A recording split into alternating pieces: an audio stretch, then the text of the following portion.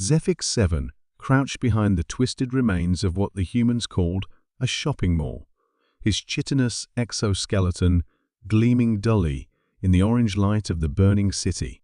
His four eyes tracked the movement in the distance, another human patrol, impossibly still functioning after 3 standard cycles of continuous combat. The Keth-Mori warrior's mandibles clicked in what his species considered profound confusion.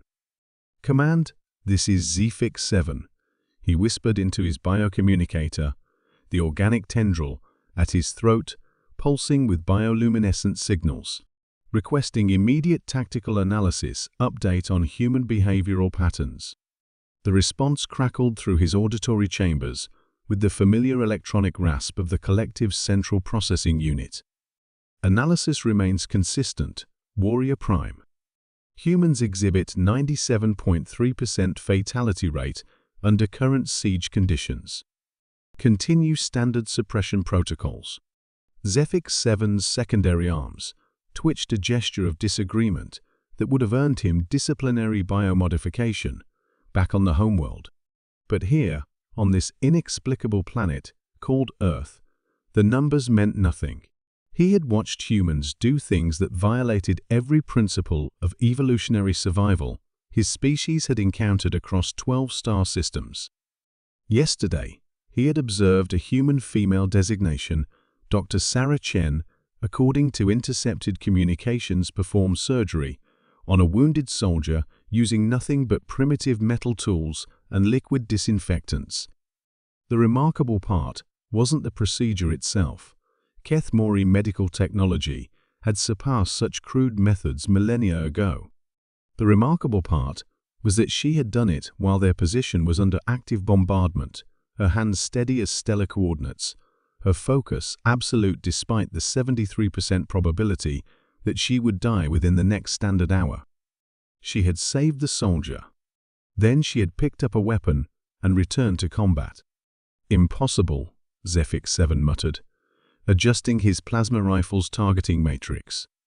The weapon, designed to efficiently neutralize targets through precise disruption of cellular cohesion, had proven frustratingly ineffective against human psychology. A Keth-Mori warrior struck by such a weapon would collapse immediately, recognizing the tactical futility of continued resistance. Humans, incomprehensibly, often continued fighting even with mortal wounds. He recalled the previous cycle's engagement with a human unit defending what their maps labeled Roosevelt Elementary School. Standard protocol dictated that the humans would surrender when faced with overwhelming force. The Keth-Mori military doctrine was based on logical assessment of survival probabilities. Instead, the humans had transformed a building designed for educating their offspring into a fortress that had required 17 standard hours to breach. The defending force had consisted of exactly 6 humans, 3 adult males, 2 adult females, and 1 juvenile who appeared to be suffering from some form of cognitive impairment. By all mathematical models, they should have capitulated within minutes. Instead, they had inflicted 43% casualties on Zephyx-7's assault pod before finally being overwhelmed. The truly disturbing part had come afterward, when Zephyx-7 had accessed their communications logs. The humans hadn't been defending military assets or strategic resources. They had been protecting a cache of children's books and art supplies that they had deemed worth preserving for future generations. They had died for intangible concepts that existed only in their collective imagination.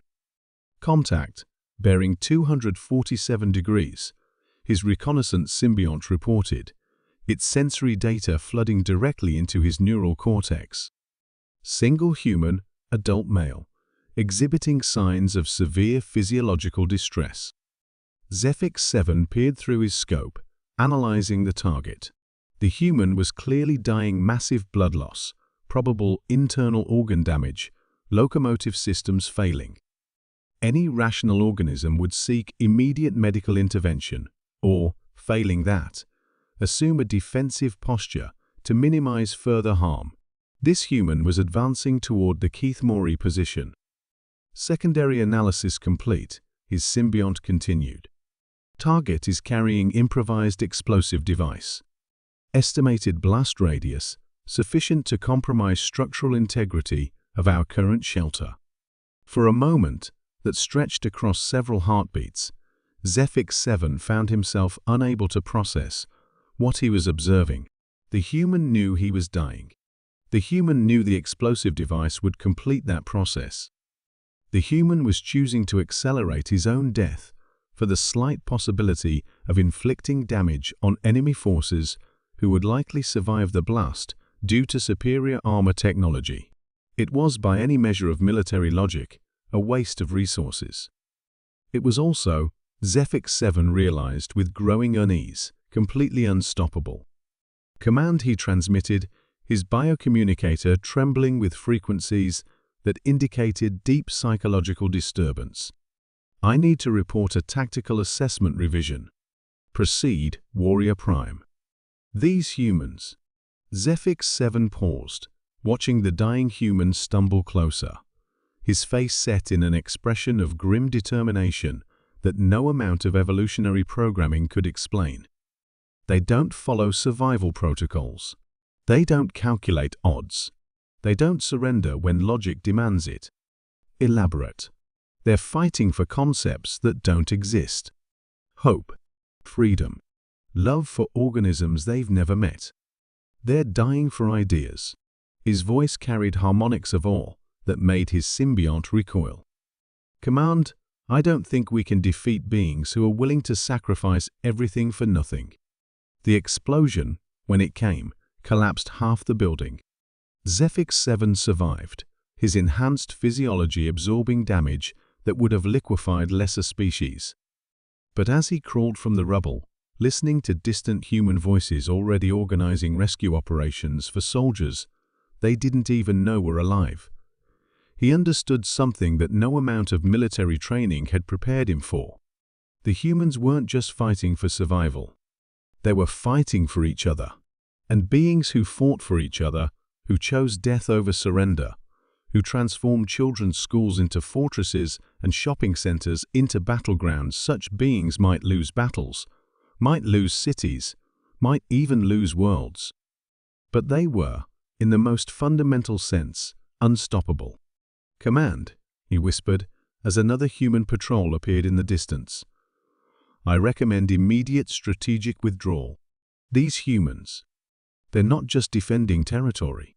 They're defending something we don't understand. And what is that, Warrior Prime?